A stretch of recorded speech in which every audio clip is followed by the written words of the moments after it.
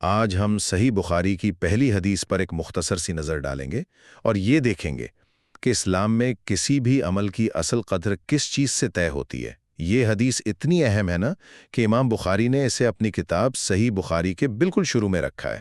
آپ جانتے ہی ہیں کہ یہ حدیث کے سب سے مستند مجموعوں میں سے ایک ہے، تو یہ حدیث دراصل پوری کتاب کو سمجھنے کے لیے ایک بنیاد فراہم کرتی ہے۔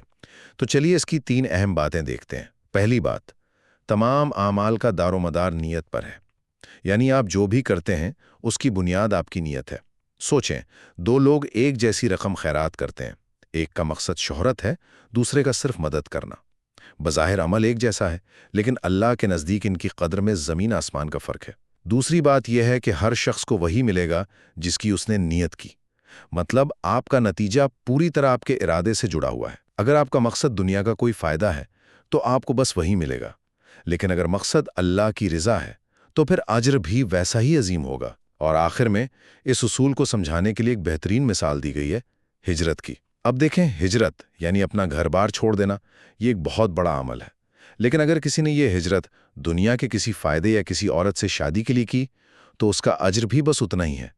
اس کا عمل اسی نیت کے گرد گھومتا ہے، اسے وہ روحانی درجہ نہیں ملے گا۔ تو خلاصہ یہ ہے کہ اسلام میں آپ کیا کرتے ہیں اس سے زیادہ اہم یہ ہے کہ آپ وہ کیوں کرتے ہیں۔